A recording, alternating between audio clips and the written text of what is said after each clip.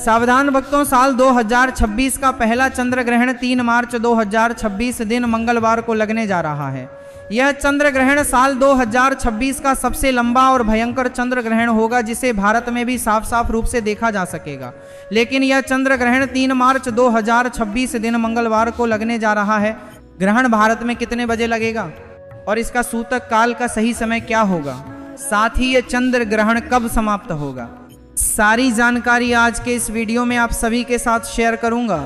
साथ ही आज के इस वीडियो में हम सभी जानेंगे कि यह ग्रहण के दौरान हमें क्या करना चाहिए और क्या नहीं करना चाहिए, क्योंकि यह चंद्र ग्रहण फाल्गुन पूर्णिमा होली के दिन लगने जा रहा है और इसके ठीक 15 दिन के पहले ही हम सभी ने सूर्य ग्रहण को झेला, जो कि 17 फरवरी 2026 को लगा था। और 15 दिन के अंतराल में साल में पड़ने वाले 2 बड़े ग्रहणों के बीच में हमारे जीवन पर इसका क्या प्रभाव पड़ेगा और इससे हमें कैसे बचना है, क्योंकि इसका प्रभाव केवल हमारी कुंडली पर ही नहीं बल्कि हमारी किस्मत पर भी का गहन प्रभाव पड़ने वाला है। तो ऐसे मैं आज की संपूर्ण वीडियो को पूरा अंत तक जरूर देखिएगा। एक एक चीज आपको डिटेल से समझाता हुआ चलूंगा। सबसे पहले मैं आप सभी को बता दूं कि पहला जो चंद्र ग्रहण है यह तो 3 मार्च होली के दिन लग रहा है, लेकिन साल 2026 का जो दूसरा चंद्र ग्रहण होगा वह 28 अगस्त के दिन लगेगा। लेकिन यह जो पहला चंद्र ग्रहण है जो कि होली के दिन लगने जा रहा है, यह एक ऐतिहासिक खगोलीय घटना का गवाह बनने जा रहा है, क्योंकि हमारे में होली, दिवाली, रक्षाबंधन जैसे त्योहार बड़े ही पवित्र और बड़े ही धूमधाम से मनाए जाते हैं।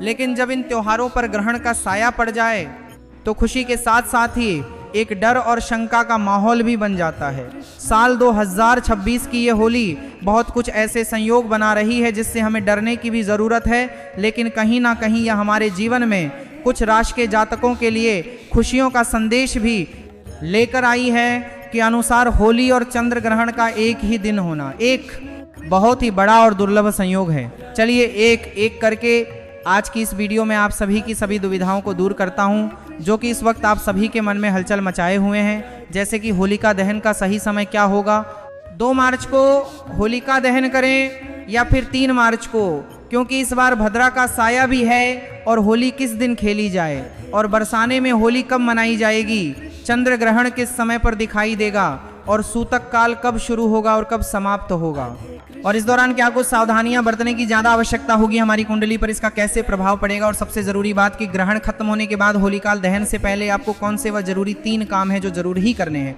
ताकि आपके परिवार पर खत्म होने के बाद होलिकाल दहन से पहले आपको कौन से वह जरूरी 3 काम है, इस ग्रहण और भद्रा का कोई भी प्रभाव ना पड़ पाए, कोई आंच ना आ पाए। तो निवेदन है आप सभी से कि आने वाले 15 मिनट का समय आप इस वीडियो को पूरी तरीके से दे दीजिए, क्योंकि यह एक अकेली वीडियो आपके साल 2026 के पूरे हार को बदल कर रख देने वाली है।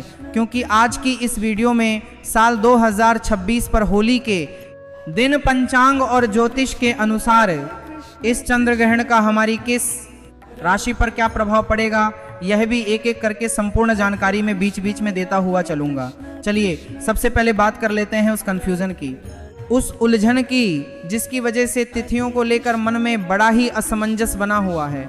देखिए, हिंदू पंचांग की अगर मैं बात करूं तो होली का त्यौहार फाल्गुन पूर्णिमा के दिन मनाया जाता है, और इस बार 2026 में फाल्गुन पूर्णिमा की जो तिथि है वो 2026 में फाल्गुन पूर्णिमा के दिन मनाया जाता है, और इस बार 2026 में मार्च की शाम से प्रारंभ हो जाएगी और 3 मार्च की शाम को खत्म होगी, और यहीं से ही सारी परेशानी शुरू होती है। देखिए, आमतौर पर जिस दिन पूर्णिमा की शाम होती है उसी दिन हम होली का दहन करते हैं, लेकिन साल 2026 में 3 मार्च की शाम यानी कि पूर्णिमा की शाम के समय में आसमान में चंद्र ग्रहण लगेगा, जो कि एक पूर्ण चंद्र ग्रहण होगा। हमारे शास्त्र कहते हैं कि ग्रहण काल में कोई भी शुभ या मांगलिक कार्य या पूजा या अग्नि प्रज्वलित करना सख्त मना होता है। ग्रहण के समय किया गया होली का दहन शुभ फल प्रदान नहीं करता बल्कि दोष पैदा करता है। फिर होली का दहन कब किया जाए, तो देखिए, ज्योतिष और पंचांग के अनुसार, जानकारों के अनुसार इसका सटीक हल ये निकलता है कि मार्च की शाम को ग्रहण है और 2 मार्च की शाम होते होते भद्रा भी लग जाएगी। और आप सभी जानते हैं कि भद्रा काल के दौरान होलिका दहन या कोई भी शुभ कार्य करना विनाश काले विपरीत बुद्धि जैसा माना जाता है।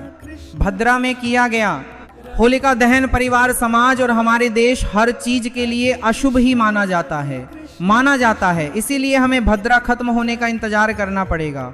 तो आप सभी ग्रहण काल समाप्त होने के बाद ही होलिका दहन करें, या फिर 2 की रात के समय में देर रात आप होलिका दहन कर सकते हैं जब भद्रा खत्म हो जाएगी। चलिए बात करते हैं उस सबसे बड़ी खगोलीय घटना के बारे में जिसे लेकर हर कोई डरा हुआ है, और यह चंद्र ग्रहण एक पूर्ण चंद्र ग्रहण होगा। इसका मतलब चंद्रमा पूरी तरह से पृथ्वी की छाया में आ जाएगा और लाल रंग में दिखाई देगा, जिसे कि ब्लड मून भी कहा जा रहा है। और ये चंद्र ग्रहण हर का बोध को में कहा जा रहा है क्योंकि चंद्र ग्रहण एक पूर्ण चंद्र ग्रहण होगा, 2 से पृथ्वी की छाया में आ जाएगा। ग्रहण भारत में बिल्कुल ही स्पष्ट रूप से दिखाई भी देगा, भारत के हिस्सों में से स्पष्ट रूप से देखा जा सकेगा। और यह चंद्र ग्रहण एक गस्तोदय चंद्र ग्रहण होगा। गस्तोदय का मतलब होता है जब शाम के समय में भारत में चंद्रमा उग जाएंगे, उस समय पर यह ग्रहण गस्त रूप से नजर आएगा, यानी कि चंद्रमा साफ सुथरा नहीं बल्कि कटा हुआ या फिर छाया से ढका हुआ या उगता हुआ दिखाई देगा। और अब बात कर लेते हैं इसकी सही टाइमिंग की। तो देखिए, भारतीय समय के अनुसार बात करें तो यह ग्रहण 3 मार्च को के बाद से ही शुरू हो जाएगा, लेकिन क्योंकि यह दिन में हमें चंद्रमा दिखाई नहीं देता है, इसलिए इसका महत्व शाम से ही शुरू होगा। यह चंद्र ग्रहण के बाद से ही शुरू होगा। दोपहर 3:20 से शुरू होगा और शाम 6:47 पर समाप्त हो जाएगा। लेकिन भारत में चंद्रोदय का समय अलग अलग शहरों में अलग अलग समय पर होता है, यानी कि लगभग 6 बजे से लेकर 6:30 बजे के बीच होता है। तो जैसे ही शाम को लगभग 6:20 पर आसमान पूर्व दिशा में निकलेगा, ग्रहण शुरू हो चुका होगा। यह ग्रहण शाम 6:47 पर समाप्त भी हो जाएगा, यानी कि इसका मोक्ष काल शाम 7:00 से पहले ही हो चुका होगा। भले ही यह ग्रहण भारत में शाम में केवल 20 से 25 मिनट के लिए ही दिखाई दे, लेकिन शास्त्रों के अनुसार अगर यह ग्रहण आपके शहर में दिखाई दे रहा है तो इसका सूतक काल भी पूरी तरह से मान्य होगा। अब आते हैं सूतक काल के सही समय और सही जानकारी पर बड़े ही ध्यान से। यह है, देखिए, जब भी चंद्र ग्रहण लगता है तो सूतक काल पूरे 9 घंटे पहले से ही प्रारंभ हो जाता है। तो ऐसे में 3 मार्च को सुबह ही सूतक काल के नियम लागू हो जाएंगे, क्योंकि यह सूतक काल सुबह 6:20 से ही शुरू हो जाएगा। और यह सूतक काल ग्रहण की काल की समाप्ति के साथ ही, यानी कि शाम 6:47 पर ही समाप्त होगा। सूतक काल को अशुद्ध समय माना गया है और इस दौरान वातावरण में नकारात्मक ऊर्जा बहुत ज़्यादा होती है, प्रभावी होती है। तो इस दौरान हमें बहुत कुछ ऐसे कार्य हैं जिन्हें करने से बचना चाहिए। तो वीडियो को पूरा ज़रूर देख लीजिएगा और इस वीडियो को सेव भी कर लीजिए ताकि चंद्र ग्रहण के दौरान आप फिर से इस वीडियो को देख सके। और इस वीडियो को हर ज़रूरतमंद गर्भवती महिला, बच्चे, बूढ़े जिनके भी घर में हैं उन्हें तो इस वीडियो को ज़रूर शेयर कर दीजिएगा, ये मेरा निवेदन है। और अगर आप इस चंद्र ग्रहण का आपकी अपनी राशि पर क्या प्रभाव पड़ेगा यह जानना चाहते हैं तो सेक्शन में आप सभी मुझे अपना नाम, डेट ऑफ बर्थ और स्थान लिख दीजिए। इससे आपकी राशि के अनुकूल जो उपाय बनता पड़ेगा वह मैं आपको रिप्लाई के माध्यम से ही बता दूंगा। और अगर आपको मेरी मेहनत पसंद आ रही है, मेरी आवाज़ को पहली बार सुन रहे हैं, तो वीडियो को लाइक करके हमारे चैनल धर्म साधना टीवी को सब्सक्राइब करके पास वाले बेल आइकॉन को प्रेस करके रखिएगा, ताकि तेज त्योहार और शुभ मुहूर्त से जुड़ी हुई संपूर्ण जानकारियां, पूजा, मुहूर्त और जड़ी बूटी से जुड़ी हुई संपूर्ण वीडियोस आप सभी को हर रोज सके। तो देखिए, सबसे पहली बात, इस दौरान पूजा पाठ करना बिल्कुल ही वर्जित होता है। जब भी ग्रहण लगता है तो देखिए 3 मार्च की सुबह लगभग 6:20 से पहले ही आप सभी अपने घर में पूजा पाठ इत्यादि निपटा लीजिए और इसके बाद घर के मंदिर के जो कपाट हैं उन्हें बंद कर लीजिएगा या फिर पर्दा डाल दीजिएगा। भगवान की मूर्तियों को स्पर्श करना पूरी तरीके से इस दौरान वर्जित होता है। दूसरा, खाने पीने की सभी वस्तुओं में सूतक काल पहले ही, यानी कि सुबह 6:00 बजे के आसपास ही आप सभी, जैसे कि दूध, दही, पानी का मटका हो गया, इनमें आप तुलसी दल डाल दीजिए या फिर कुसा डाल दीजिए। देखिए, वैज्ञानिक और धार्मिक दृष्टि से तुलसी में पारा, यानी कि मर्तुरी होता है, जो कि ग्रहण की हानिकारक किरणों को भोजन में प्रवेश करने से रोकता है। तीसरा, इस दौरान आप किसी भी नुकीली चीज़ें जैसे कि सुई, कैंची, चाकू इत्यादि का इस्तेमाल तो बिल्कुल भी ना करें। सिलाई या कढ़ाई भी ना करें। बस मन ही मन में भगवान के मंत्रों का जाप करते रहे या फिर कोई धार्मिक पुस्तक पढ़ें। और जो भी गर्भवती महिलाएं हैं वे पूरे तरीके से अपने आप को कमरे में बंद कर ले ताकि कहीं से भी रोशनी ना पड़ सके। और कोशिश करें कि ग्रहण काल के दौरान पूरा परिवार ही घर के हर एक सदस्य को घर के अंदर ही रहना चाहिए, घर से बाहर ना निकले, क्योंकि इस दौरान एक्सीडेंट होने के जो चांसेस हैं वो भी ज़्यादा बढ़ जाते हैं। और महिलाओं को तो इस दौरान ना तो झुकना चाहिए और ना ही काट पीट कर कोई भी काम करना चाहिए। इस दौरान हो सके तो अपने पेट पर लाल गेरू का लेप लगा ले या फिर लाल चंदन का भी आप लेप लगा सकते हैं। अब सबसे बड़ा सवाल जो कि हर किसी को परेशान करके रखा हुआ है, यानी कि रंगों वाली होली, यानी कि दुल्हन कब खेली जाएगी।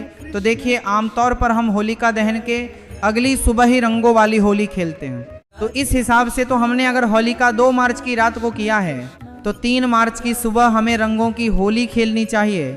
लेकिन यहाँ ज्योतिष आड़े आता है, 3 मार्च को सुबह से ही सूतक लग रहा है और शाम को ग्रहण है। ज्योतिष शास्त्र कहता है कि ग्रहण के दिन उत्सव नहीं मनाना चाहिए। ग्रहण का दिन संयम, तप और जप का दिन होता है ना, कि शोर शराबे और हुदंगा। इसीलिए देश के बड़े बड़े हिस्सों में और विद्वान और काशी के जो भी पंचांग और जो भी ज्योतिष हैं उनके अनुसार रंगों व होली 3 मार्च को नहीं बल्कि 4 मार्च 2026 बुधवार को खेली जाएगी। 4 मार्च को ग्रहण का कोई साया नहीं होगा। पूर्णिमा तिथि खत्म मर के लगाते ही हो चुकी होगी और चैत्र मास की प्रतिपदा तिथि यानी कि हिंदू नव वर्ष की पहली सुबह की तरह होगी। वातावरण पूरी तरीके से शुद्ध और सकारात्मक हो चुका होगा। इसीलिए 4 मार्च को आप सभी जी भरकर रंगों वाली होली खेल सकते हैं। होली में मिलन समारोह बड़े ही प्रेम और धूमधाम से मना सकते हैं। इस दिन पूरी तरह से शुभ योग बन रहे हैं। और अब बात कर लेते हैं कि यह चंद्र ग्रहण भारत में कहां कहां पर दिखाई देगा। तो देखिए, भारत में कोलकाता, ईटानगर, आइजोल, गुवाहाटी, असम, मणिपुर में यह नज़ारा बहुत ही अच्छे तरीके से देखा जा सकेगा। और इसके अलावा दिल्ली, मुंबई, बेंगलुरु, चेन्नई और देहरादून में शाम के समय में उदय होने के साथ ही यह देगा। तो देखिए में भारत में कोलकाता, ईटानगर, आइजोल, गुवाहाटी, असम, मणिपुर में यह नज़ारा बहुत ही अच्छे तरीके से देखा जा सकेगा, आंशिक रूप से देखा जा सकेगा। और ज्योतिष की दृष्टि से यह ग्रहण सिंह राशि और पूर्वा फाल्गुनी नक्षत्र में लगेगा। इसका मतलब यह है कि जिन लोगों की सिंह राशि है उन्हें इस दिन थोड़ा ज़्यादा संभल कर रहने की आवश्यकता है। आपको मानसिक तनाव, बेचैनी या छोटी मोटी चोट इत्यादि लग सकती है, तो थोड़ा सा सावधान और सतर्क रहिएगा। सिंह राशि के अलावा कुंभ और वृश्चिक राशि वालों को भी थोड़ा सावधानी ज़्यादा बरतने की आवश्यकता है, लेकिन घबराइए नहीं। उपाय बड़ा ही सरल है।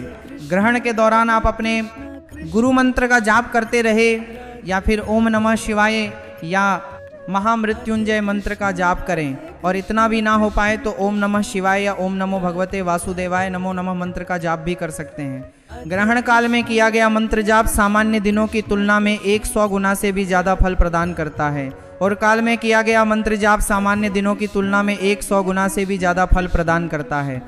तो इस ग्रहण काल को आप सभी आपदा नहीं बल्कि अवसर माने और हो सके पुण्य कमाएं और अपनी राशि पर इसका अधिक से अधिक सकारात्मक परिणाम भी पाएं।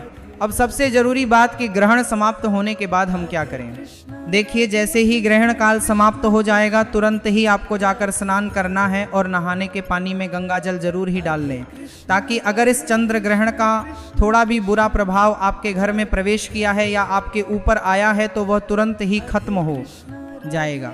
पूरे घर में भी गंगा जल का छिड़काव जरूर करें और मंदिर के कपाट खोलकर सभी देवी देवताओं को भी स्नान करवा दें। और अगर आपने 2 मार्च की रात को होलिका दहन कर लिया है तो इस दिन आप होलिका दहन वाली जगह पर जाएं और वहां से थोड़ी सी राख ले आए।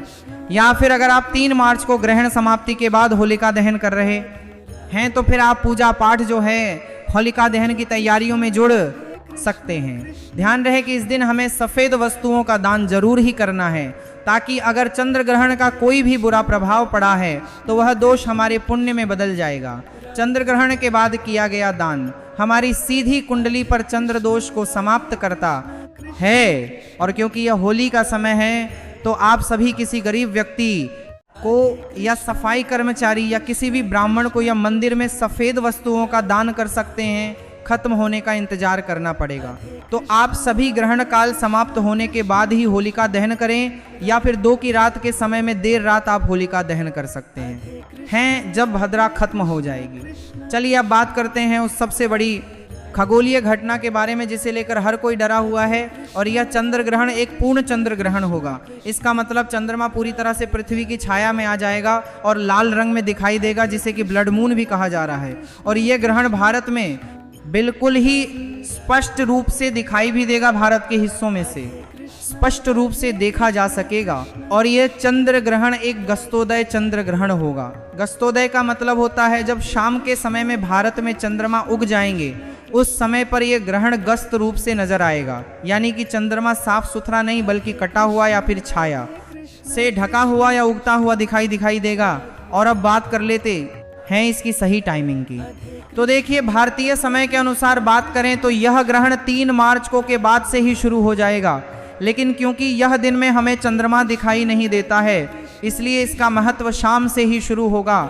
यह चंद्र ग्रहण दोपहर 3:20 से शुरू होगा और शाम 6:47 पर समाप्त हो जाएगा। लेकिन भारत में चंद्रोदय का समय अलग अलग शहरों में अलग अलग समय पर होता है, यानी कि लगभग 6 बजे से लेकर 6:30 बजे के बीच होता है। तो जैसे ही शाम को लगभग 6:20 पर आसमान पूर्व दिशा में निकलेगा, ग्रहण शुरू हो चुका होगा। यह ग्रहण शाम 6:47 पर समाप्त भी हो जाएगा, यानी कि इसका मोक्ष काल शाम 7:00 बजे से पहले ही हो चुका होगा। भले ही यह ग्रहण भारत में शाम में केवल 20 से 25 मिनट के लिए ही दिखाई दे, लेकिन शास्त्रों के अनुसार अगर यह ग्रहण आपके शहर में दिखाई दे रहा है तो इसका सूतक काल भी पूरी तरह से मान्य होगा। अब आते हैं सूतक काल के सही समय और सही जानकारी पर बड़े ही ध्यान से। ये देखिए, जब भी चंद्र ग्रहण लगता है तो सूतक काल पूरे 9 घंटे पहले से ही प्रारंभ हो जाता है। तो ऐसे में 3 मार्च को सुबह ही सूतक काल के नियम लागू हो जाएंगे, क्योंकि यह सूतक काल सुबह 6:20 से ही शुरू हो जाएगा और यह सूतक काल ग्रहण काल की समाप्ति के साथ ही, यानी कि शाम 6:47 पर ही समाप्त होगा। सूतक काल को अशुद्ध समय माना गया है और इस दौरान वातावरण में नकारात्मक ऊर्जा बहुत ज्यादा होती है, प्रभावी होती है। तो इस दौरान हमें बहुत कुछ ऐसे कार्य हैं जिन्हें करने से बचना चाहिए। तो वीडियो को पूरा ज़रूर देख लीजिएगा और इस वीडियो को सेव भी कर लीजिए, ताकि चंद्र ग्रहण के दौरान आप फिर से इस वीडियो को देख सकें। और इस वीडियो को हर ज़रूरतमंद गर्भवती महिला, बच्चे, बूढ़े जिनके भी घर में हैं उन्हें तो इस वीडियो को जरूर शेयर कर दीजिएगा, ये मेरा निवेदन है। और अगर आप इस चंद्र ग्रहण का आपकी अपनी राशि पर क्या प्रभाव पड़ेगा ये जानना चाहते हैं तो सेक्शन में आप सभी मुझे अपना नाम, डेट ऑफ बर्थ, अर्थ और स्थान लिख दीजिए। इससे आपकी राशि के अनुकूल जो उपाय रहेंगे में जिस ग्रह परेगे बारमेगा, जिस कर खान है करिए मारी मार में धा था, वीडियो को जरूर शेयर कर दीजिए। जिसान करा थाच बनता पड़ेगा वह मैं आपको रिप्लाई के माध्यम से ही बता दूंगा। और अगर आपको मेरी मेहनत पसंद आ रही है, मेरी आवाज़ को पहली बार सुन रहे हैं, तो वीडियो को लाइक करके हमारे चैनल धर्म साधना टीवी को सब्सक्राइब करके पास वाले बेल आइकॉन को प्रेस करके रखिएगा, ताकि तेज त्योहार और शुभ मुहूर्त से जुड़ी हुई संपूर्ण जानकारियां, पूजा मुहूर्त और जड़ी बूटी से जुड़ी हुई संपूर्ण वीडियो आप सभी को हर रोज सके। तो देखिए, सबसे पहली बात, इस दौरान पूजा पाठ करना बिल्कुल ही वर्जित होता है। जब भी ग्रहण लगता है तो देखिए 3 मार्च की सुबह लगभग 6:20 से पहले ही आप सभी अपने घर में पूजा पाठ इत्यादि निपटा लीजिए और इसके बाद घर के मंदिर के जो कपाट हैं उन्हें बंद कर लीजिएगा या फिर पर्दा डाल दीजिएगा। भगवान की मूर्तियों को स्पर्श करना पूरी तरीके से इस दौरान वर्जित होता है। दूसरा, खाने पीने की सभी वस्तुओं में सूतक काल पहले ही, यानी कि सुबतीय वस्तुओं में भगवान पर्दा